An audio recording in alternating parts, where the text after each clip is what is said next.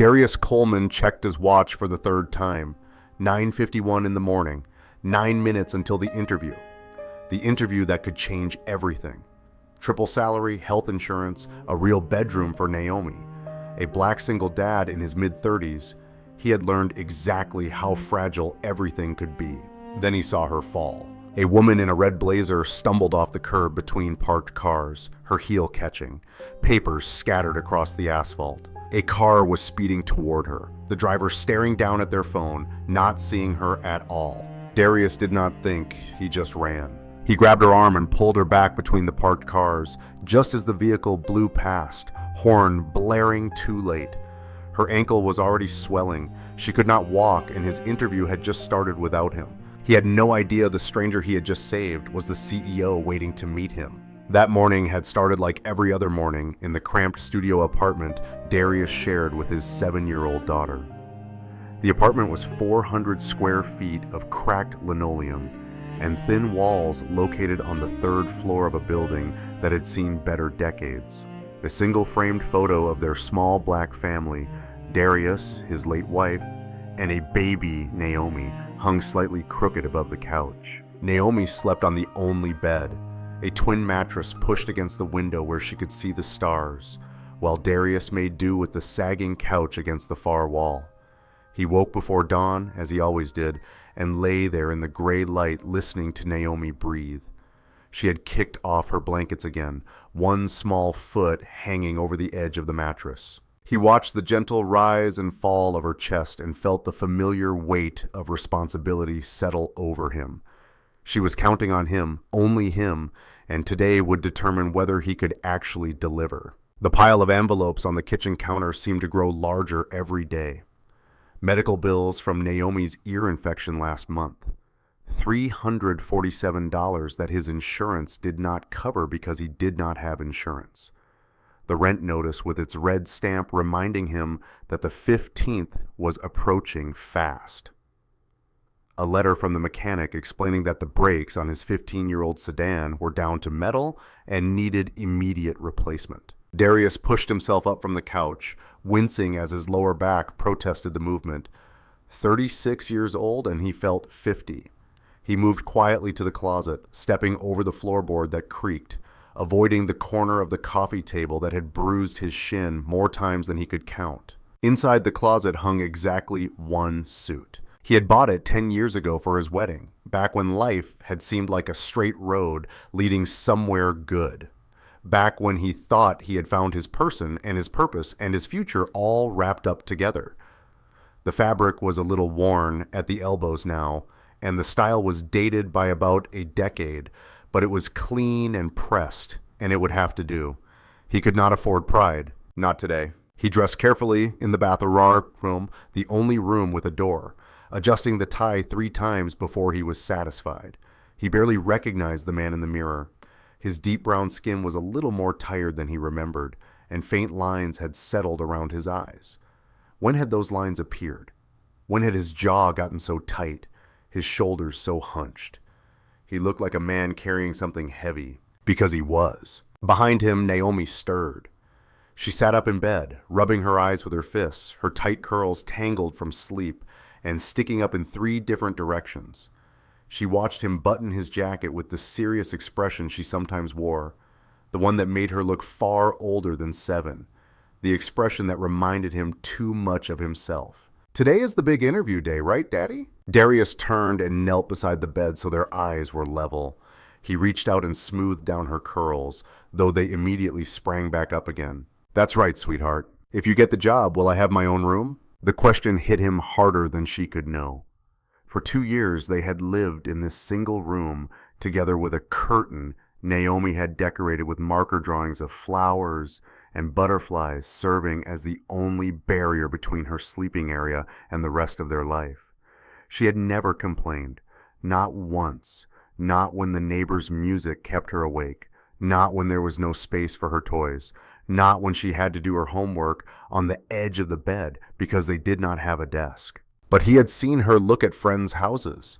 He had watched her face when she walked into other kids' bedrooms, rooms with doors that closed and walls covered in posters, and space to just exist. He had heard the longing she tried to hide. "I'm going to try my very best," he said, his voice catching slightly. "I promise you that, Naomi. I promise." Naomi reached under her pillow and pulled out a folded piece of paper. She pressed it into his hands. Darius unfolded it carefully.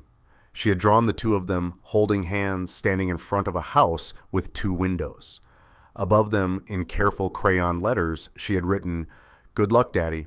"For your pocket," she said, "so you won't be nervous." Darius folded the drawing and tucked it into his breast pocket right over his heart. He kissed her forehead and told her to get dressed because Aunt Tanya would be there soon. Tanya arrived at 7:30, coffee in hand and worry in her eyes that she tried unsuccessfully to hide behind a bright smile. She was 3 years older than Darius and had been his anchor since their parents passed. When his wife left 2 years ago with nothing but a note on the kitchen table, Tanya had driven through the night from Phoenix to help him pick up the pieces. She had held Naomi while Darius sat on the kitchen floor trying to remember how to breathe.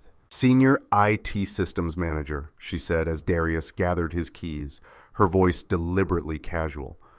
$120,000 a year, full benefits, flexible hours. She reached out and straightened his tie even though it did not need straightening. "You deserve this, Darius." "I know I need it." The words came out flat, tired. "That's not what I said." She gripped his shoulders and made him look at her. "You're a good man, a great father. You deserve good things." Darius looked past her to where Naomi was eating cereal at the small table, her legs swinging because her feet did not reach the floor. She was humming something under her breath, completely unaware of the stakes riding on the next few hours. 47 applications, he said quietly so Naomi would not hear. 47 rejections. I can't afford number 48. Tanya squeezed his arm. "Then don't make it 48. Go show them who you are." The drive across Denver took longer than he expected. A fender bender on KFAX had traffic backed up for 6 blocks, and Darius found himself checking the clock on his dashboard every 30 seconds. His dark brown hands tightened on the steering wheel each time the line of cars inched forward, then stopped again. He had planned to arrive 15 minutes early. Now he would be lucky to make it on time. In the crawling traffic, his mind drifted to how he had ended up here. 3 years ago, he had been a senior technician at a promising startup called Horizon Tech. Good salary, stock options, the whole dream. Then his wife announced she was leaving, that she had met someone else, that she had never really wanted to be a mother and could not do it anymore. She was gone within a week. The startup could not accommodate a single father who needed to leave by 5 for daycare pickup and could not travel on short notice.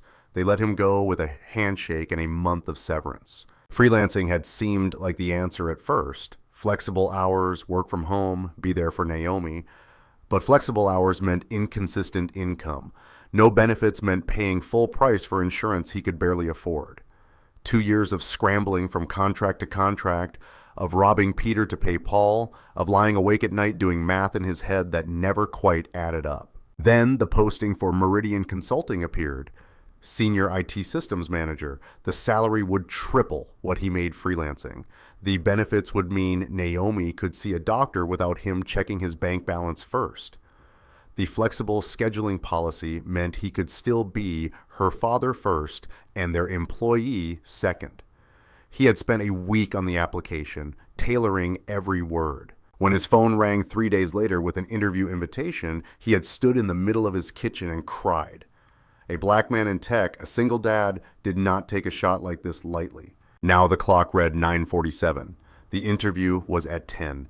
He was still 8 blocks away, with traffic showing no signs of clearing. His palms were sweating on the steering wheel. At 9:50, he finally spotted the Meridian Consulting building, a glass tower that caught the morning sun and threw it back in brilliant shards. It was the kind of building he used to work in before everything fell apart. The kind of building that represented stability and success and a future he could count on. He scanned the street for parking, spotted a space 2 blocks up, and accelerated toward it. 10 minutes. He could make this work. He would make this work. That was when he saw her. A woman in a red blazer stepped off the curb between 2 parked cars. She was looking at something in her hand, maybe a phone, maybe notes for whatever meeting she was headed to. Her heel caught on the edge of the pavement. One of those moments that seems to happen in slow motion while you watch. She went down hard, her briefcase flying open, papers exploding across the street like startled birds. Important-looking papers, documents with charts and headers, and the kind of formatting that suggested serious business. She was blonde, late 30s maybe, dressed in clothes that cost more than his rent, a blazer that was definitely not from Target, shoes that probably had a designer name he would not recognize. For one heartbeat, Darius calculated. Park the car, run to the interview. Someone else will help her. She will be fine. There are other people on this street. Someone will stop. Someone who does not have everything riding on the next 13 minutes. Then he saw the other car, a silver SUV, barreling down the street, at least 15 miles over the speed limit. The driver's face illuminated by the glow of a phone screen, eyes down, thumbs moving in that familiar texting rhythm. The driver did not see the woman scrambling to gather her documents from the asphalt, did not see her reach for a paper that had blown under a parked car, did not see her at all. Darius did not remember making a decision. His body moved before his mind could catch up. He threw his sedan against the curb so hard the tires scraped, slammed it into park, and sprinted into the street. His dress shoes slapped against the pavement. The SUV was maybe 50 feet away, 40, 30. The woman looked up just as he reached her, her eyes going wide with confusion. He grabbed her arm and hauled her backward, between the parked cars as the SUV blew past, horns screaming, close enough that he felt the wind of its passage, missing her by inches. They landed in a heap against a parked minivan, Darius's shoulder taking the impact, the woman half on top of him. The SUV driver never even slowed down, just kept going, probably still looking at their phone, completely unaware of how close they had come to killing someone. Papers drifted around them like snow. The woman was breathing hard, her eyes wide with shock, her whole body trembling. "Are you okay?" Darius extracted himself carefully and knelt beside her, his old combat medic training taking over without conscious thought. Airway, breathing, circulation. She was conscious and alert, pupils equal and reactive, not bleeding from anywhere visible. But her ankle was already swelling visibly, straining against the strap of her expensive heel, turning an angry shade of red. "My ankle," she gasped. "I think I twisted it." Darius gently removed her shoe, his hands steady despite the adrenaline coursing through him. He examined the joint carefully, probing with his fingers, watching her face for signs of severe pain. He had seen enough injuries during his 4 years as an Army combat medic to know the difference between a sprain and a break. The swelling was significant but localized. No obvious deformity, no grinding sensation under his fingers. She winced when he applied light pressure but did not scream or pull away. "Probably a sprain," he told her, keeping his voice calm and professional. "You need ice and elevation. Can you call someone to help you?" "I have a meeting in 15 minutes. Her voice was tight with pain and something else, urgency, anxiety, the kind of tension that said this meeting was not optional, a critical meeting. I can't miss it. Darius glanced at his watch. 9:53, 7 minutes until his own critical meeting, the meeting that would determine whether Naomi got her own room, whether they kept the lights on next month, whether he could finally stop drowning. If he left right now, drove aggressively, ignored the speed limit, he might still make it. "Where's your meeting?" he heard himself ask, even as part of his mind screamed at him to get up, to get moving, to save himself. "Meridian Consulting, 3 blocks that way." She pointed east with a hand that shook slightly. Darius felt something cold settle in his stomach. The same building, the same company. The universe was either laughing at him or testing him, and he was not sure which. Maybe both. He looked at the woman. She was trying to stand, putting weight on her injured ankle, her face going pale with pain. She could not walk, not 3 blocks, not 3 steps. She got about 6 inches off the ground before gasping and collapsing back against the minivan. He looked at his watch again, 9:54. He thought about Naomi drawing that picture this morning, her small hands so careful with the crayons. He thought about what he wanted her to learn about the world, about what kind of people mattered, and what kind of choices defined a life. He thought about what kind of man he wanted her to know her father was. A black man who did right even when no one was watching. "Okay," he said, "here's what we're going to do. I'm going to gather your papers, help you into my car, and drive you to your meeting. Then I'm going to find you some ice and get you situated somewhere you can elevate that ankle. You don't have to do that. You can't walk on that ankle." And you said the meeting was critical. He was already crawling across the asphalt, collecting her scattered documents, straightening them against his knee. "Let me help." It took 4 minutes to gather all her papers, help her hop to his car, and get her settled in the passenger seat with her injured ankle carefully positioned. She made phone calls the entire 3-block drive, rearranging her morning schedule, her voice professional and commanding despite the obvious pain. This was a woman used to being in charge, used to controlling situations. The injury had rattled her, but she was already compensating, already managing. He learned her name was Vanessa, that she worked in corporate strategy, that the meeting she was heading to was important, but she would not elaborate beyond vague references to quarterly decisions and board expectations. She asked what he did, and he told her IT consulting, which was technically true, even if it undersold how desperate his situation actually was. At the Meridian building, Darius double-parked with his hazards on and helped her through the lobby doors. The security guard started to object until he saw Vanessa's face and immediately stepped aside. Darius found a first aid kit behind the coffee bar in the lobby and retrieved an ice pack. He settled her into a leather chair near the elevator bank, her ankle propped on her expensive briefcase, ice secured against the swelling with a bandage he fashioned from a spare handkerchief. "Thank you," Vanessa said, and there was genuine gratitude in her voice, real warmth beneath the professional exterior. "You've been incredibly kind, Darius Coleman." He was already checking his watch. 10:03. The interview had started 3 minutes ago. 3 minutes? That might as well have been 3 years. "You don't need to thank me." He did not wait for her response. He was already moving toward the elevator, jabbing the button for the 14th floor, watching the numbers climb with a sinking feeling in his chest. The elevator seemed to move in slow motion. Each floor that passed was another second lost, another nail in the coffin of his hopes. The receptionist on 14 was a young woman with sympathetic eyes and a practiced expression that said she had seen this before. Late candidates, nervous excuses, disappointed departures. She had probably watched dozens of people walk through that door with hope in their eyes and leave with nothing but regret. "Mr. Coleman." She checked her screen, her fingernails clicking against the keyboard. "Your interview was scheduled for 10 o'clock. Miss Castellano does not tolerate tardiness, I'm afraid." "I understand. I apologize. There was an emergency." The words sounded hollow, even to him. Everyone had an emergency. Everyone had a reason. Reasons did not pay bills. Is there any possibility of rescheduling? The receptionist picked up her phone and dialed an internal extension. "I'll ask, but I should tell you." She paused, listening to whoever answered. Her expression was neutral, professional, but her eyes told him everything her words did not. This was a formality, a courtesy. The answer was already no.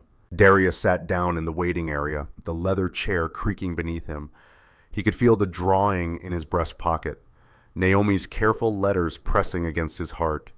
"Good luck, Daddy?" He thought about her face when he came home tonight, thought about how he would explain that Daddy did not get the job because Daddy stopped to help someone. How do you tell a 7-year-old that doing the right thing sometimes means losing? How do you teach her that integrity matters when integrity does not pay the electric bill or put food on the table? He had done what anyone should do. He had helped someone who needed help. Someone who could not help herself. Someone who would have been seriously hurt if he had just driven by. And that choice, that single moment of choosing someone else's welfare over his own desperate need, had just cost him the only opportunity he had left to give his daughter the life she deserved. Minutes passed. 5, 10. Darius stared at the tasteful art on the walls, abstract paintings in soothing blues and grays that probably cost more than he made in 6 months of freelancing. He tried not to think about the stack of bills on his kitchen counter, about the rent notice with its red stamp, about Naomi's face when she asked about her own room. The receptionist spoke quietly into her phone, glancing at him occasionally with an expression he could not read. Mr. Coleman. He looked up. The receptionist was staring at her computer screen with obvious confusion. Miss Castellano will see you now. Conference room C. Darius blinked. Really? Even though I was late? Apparently, she shook her head slightly, clearly as surprised as he was. Go figure. He followed the directions down a carpeted hallway, his heart hammering against his ribs.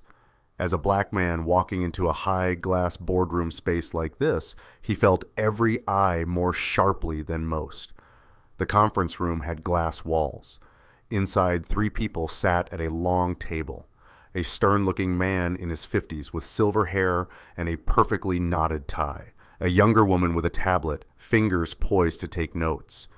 And at the head of the table, her ankle propped on a stack of folders, an ice pack visible beneath the hem of her trousers. Vanessa, she smiled as he walked through the door. Not a professional smile, a real one. Mr. Coleman, thank you for joining us. I'm Vanessa Castellano, CEO of Meridian Consulting. She gestured to the empty chair across from her. I believe we've already met. The room tilted. Darius stood frozen in the doorway, his mind struggling to process what he was seeing.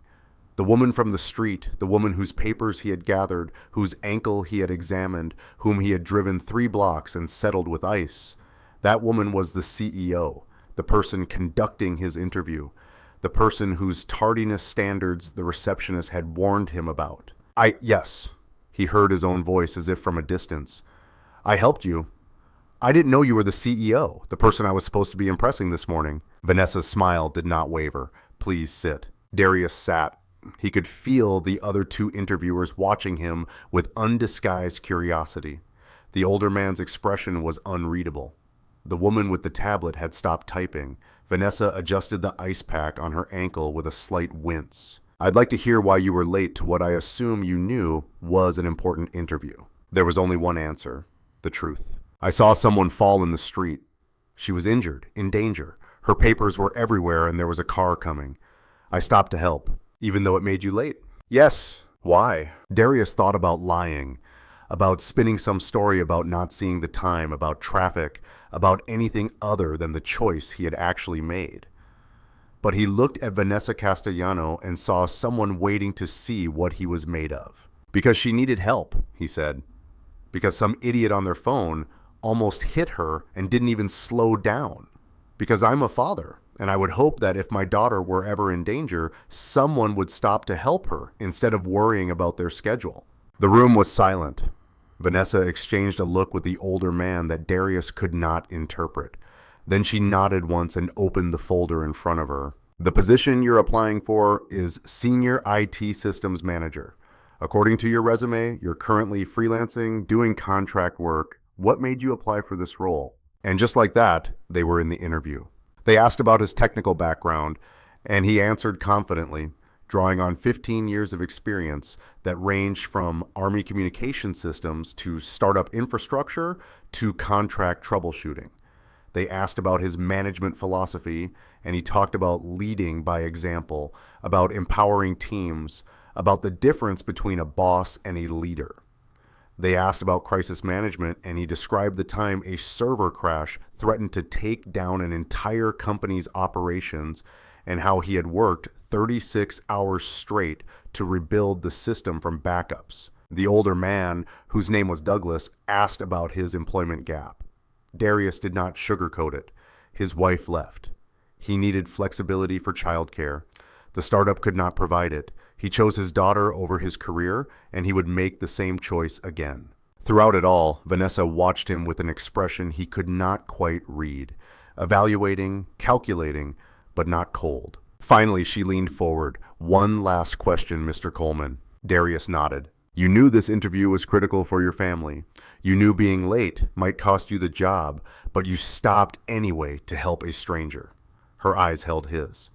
Do you regret that choice? He thought about it honestly, took his time, gave her the respect of a real answer rather than the quick response she was probably expecting. No, he said finally, because I want my daughter to grow up knowing that doing the right thing matters more than getting ahead. I'd rather struggle financially than teach her that other people's welfare is less important than our convenience. Even if it cost you this opportunity, even then. He paused. Though I really hope it didn't, because I genuinely need this job and I'm genuinely qualified for it. But yes, even if it did. Vanessa's smile changed, softened, reached her eyes in a way it had not before. "Gentlemen," she said, turning to her colleagues, "do you need more time or can we make a decision?" Douglas shook his head. "I've heard enough." The woman with the tablet nodded. Same. Vanessa turned back to Darius. "Mr. Coleman, we would like to offer you the position. Senior IT Systems Manager, starting salary of $120,000. Full benefits and flexible scheduling to accommodate your parenting responsibilities." The air left Darius's lungs in a rush. "You're offering me the job, even though I was late. You were late because you saved my life and took care of me when you had every reason to prioritize your own needs." Vanessa adjusted the ice on her ankle. "That tells me more about your character than any interview answer could." She straightened in her chair despite the obvious discomfort. "I built this company on the principle that we hire good humans first, skilled professionals second. You are clearly both." Darius felt something break open in his chest. Relief. Gratitude. The strange vertigo of a life-changing direction so fast he could barely keep his balance. "I don't know what to say. Say yes. Say you can start in 2 weeks. Say you'll bring that same integrity to this role that you showed this morning." "Yes," the word came out rough. He cleared his throat. "Absolutely, yes." After the paperwork was signed and the start date was set, Darius found himself riding down in the elevator with Vanessa. She was leaving early for a doctor's appointment about her ankle, crutches borrowed from the building's first aid station tucked under her arms. "Can I ask you something?" she said as the elevator descended. "Of course. If you had known I was the CEO, would you still have stopped?" Darius did not hesitate. "Of course. You were hurt. That doesn't change based on your job title." Vanessa was quiet for a moment. Most people see opportunities, not people. They would have weighed the cost-benefit and kept driving. Then, most people have their priorities wrong. Shetty laughed. It was a good laugh, warm and genuine. "You're going to do very well here, Darius. We need more people who understand that success means nothing if we've lost our humanity achieving it." The elevator doors opened. They walked through the lobby together, past the chair where she had sat with ice on her ankle, past the coffee bar where he had found the first aid kit. At the door, she paused. "I'll see you in 2 weeks, Mr. Coleman." "Darius," he said. "Please, Darius." She smiled. "Thank you for everything." He watched her navigate toward a waiting car, crutches clicking on the pavement. Then he walked to his own battered sedan, sat behind the wheel, and called his sister, Tanya. His voice cracked. "I got the job." Her scream of joy was so loud he had to hold the phone away from his ear. 2 weeks later, Darius walked into Meridian Consulting as an employee. The job was everything he had hoped and more. Challenging work that engaged his mind. Fair pay that actually covered the bills. Colleagues who respected boundaries and understood that people had lives outside the office. But the real magic happened on his third Saturday in Denver's new apartment. Naomi stood in the middle of her bedroom.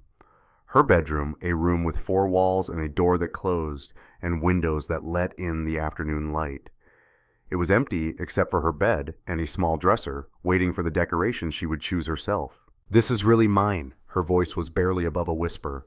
"Just mine?" Darius knelt beside her. "Just yours, baby." She turned and threw her arms around his neck.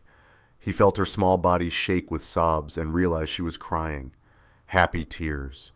The kind of tears you cry when something you've wanted for so long finally, impossibly becomes real. "I love you, Daddy. I love you too, sweetheart, more than anything in the world." That night, after she fell asleep in her new bed with her new nightlight casting stars across her new ceiling, Darius sat on the couch in the living room of their 2-bedroom apartment and let himself feel the weight of what had changed. The medical bills were paid, the car was fixed.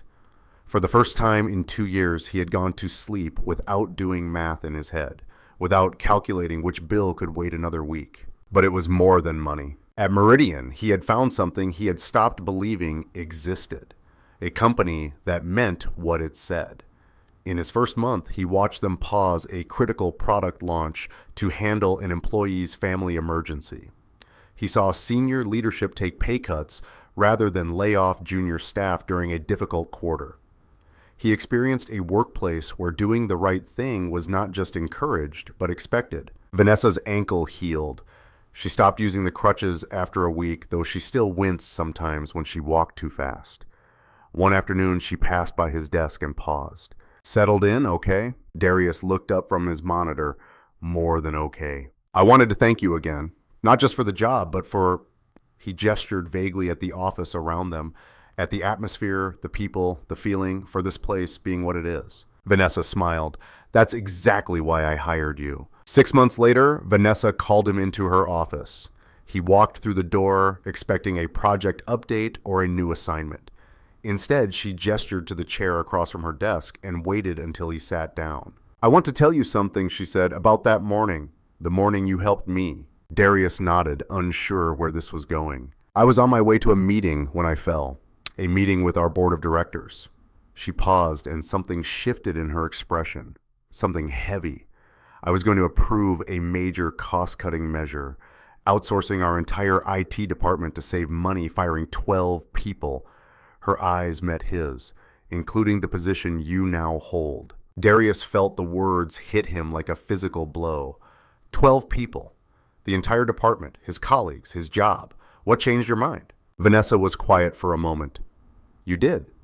Watching someone sacrifice their own critical opportunity to help a stranger reminded me what I had built this company to be.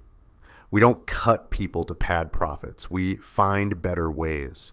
She leaned back in her chair. So instead of outsourcing, we restructured, found efficiencies elsewhere. We not only kept the IT team, but expanded it with your hire. Darius's throat felt tight. I had no idea, he said slowly. The meeting I was late to because of my ankle was with the board. I walked in with a sprain and a completely different proposal than they expected. Several board members were furious. One demanded to know what could possibly have changed my mind in the 30 minutes between leaving my house and arriving at the office. What did you tell them? Vanessa's smile was small but genuine. That I had been reminded what actually makes a company valuable. Not lower costs, but better people. That I would rather have a team of Darius Colemans than save money with contractors who drive past someone in need without slowing down. Darius did not trust himself to speak. He thought about his colleagues in the IT department. Kevin, who had 3 kids and a mortgage. Lisa, who was putting herself through night school. Marcus, who had just proposed to his girlfriend. 12 people who still had their jobs because a stranger helped a woman who fell in the street. That morning, he finally managed. I thought I had ruined everything. That I had cost my daughter the security she deserved. Vanessa shook her head. You gave her something better. You showed her that integrity is not negotiable, that other people matter, that doing right is more important than getting ahead. She's going to grow up with a father who models the kind of human we all should be. I just did what anyone should do. Exactly. Vanessa's voice was soft, but most people don't. That's what makes it remarkable. A year after the morning that changed everything, Darius stood in the crowd at Meridian's annual company meeting. Vanessa was at the podium recognizing outstanding employees, calling names, and sharing stories of excellence and dedication. When she called his name, Darius was genuinely surprised. He had done his job well, but so had many others. Darius Coleman, Vanessa said to the assembled company, joined us under unusual circumstances. He was late to his interview because he stopped to help an injured stranger who turned out to be me. A ripple of laughter moved through the crowd.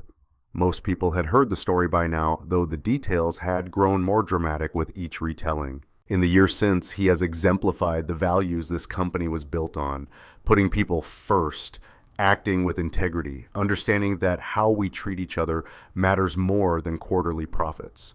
She paused, looking directly at him across the room.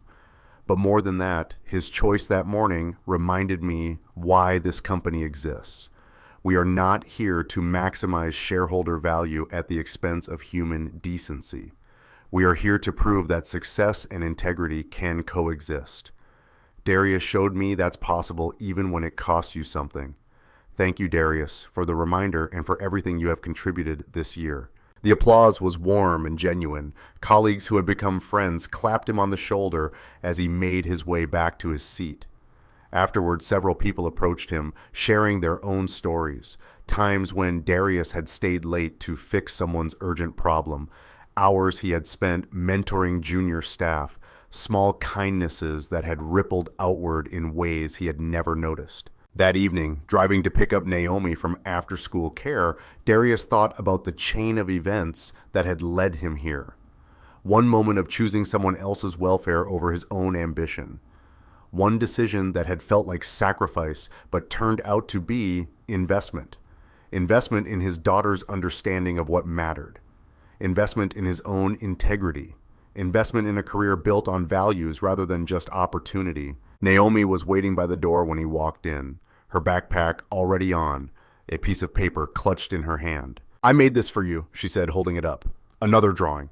This one showed 3 figures holding hands in front of a tall building with glass windows. Him, Naomi, and a woman with yellow hair. Above them, in careful letters that had improved remarkably over the past year, she had written, "Our family, thank you." Darius felt his eyes sting. "Who's the yellow-haired woman?" "Miss Vanessa," Naomi said promptly, "because you helped her, and then she helped us." She looked up at him with those serious eyes. "That's how it works, right, Daddy? You help someone, and then good things happen." He knelt down to her level. "Sometimes, baby. Not always. Sometimes you help someone, and nothing good happens to you at all. Sometimes doing the right thing is hard, and you don't get anything back." Naomi considered this. "But you still should do it." "Yes. Because it's right. Because the person you help matters whether you get something back or not. Because the kind of person you are is not about what you get. It's about what you give." Naomi nodded solemnly. Then she smiled, the worry lifting from her face. "I want to be like you, Daddy." Darius pulled her into a hug. "You already are, sweetheart. You already are." In the car on the way home, Naomi chattered about her day, about the project she was working on, about the friend who had shared her lunch when Naomi forgot hers. Darius listened and responded, but part of his mind was elsewhere. Thinking about that morning a year ago, about the split-second decision that had seemed like disaster and turned out to be a doorway. "Daddy, you're smiling," Naomi observed from the back seat. "Just thinking about how lucky we are," he said. "Because of your job?" "Because of the choices that led to the job. Because sometimes doing the right thing, even when it's hard, leads to better places than you can imagine." Naomi was quiet for a moment. Then she said, "Like when you helped that lady who fell." "Exactly like that. I'm glad you helped her, even though you were late." "Me too, baby, me too." Outside the car windows, Denver scrolled past in the golden light of early evening. A city full of strangers, each carrying their own burdens, their own hopes, their own moments of decision. Somewhere out there right now, someone was facing a choice, help or hurry on, sacrifice or succeed. Darius thought about the person he had been a year ago, sitting in that waiting room, certain he had ruined everything. He thought about Naomi in her new bedroom, with her door that closed and her walls waiting for decorations.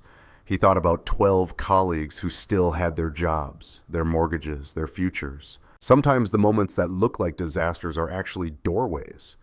Sometimes the opportunities you think you have lost by doing right are replaced by opportunities you would never have found by doing wrong. Sometimes the stranger you help turns out to be the CEO who gives you not just a job, but a chance to prove that integrity and success are not opposites. They are partners. One woman falling in the street, one choice to stop, one interview missed that became something more important than any interview could be. That's all it takes to change everything. A single moment of choosing who you want to be, a decision to help when it costs you something. The willingness to bet your future on the belief that doing right matters more than getting ahead. Darius Coleman had made that bet, and he had won something far more valuable than a job. He had won the chance to show his daughter what it means to be a good human in a world that often rewards the opposite. He had won colleagues who became friends and a company that matched his values. He had won the knowledge that when his moment came, he had not looked away. The best measure of a person is not what they do when everyone is watching. It is what they do when they think no one will ever know, when they have everything to lose and nothing to gain, when the easy choice and the right choice point in opposite directions. Darius had chosen right, and in the end, that had made all the difference.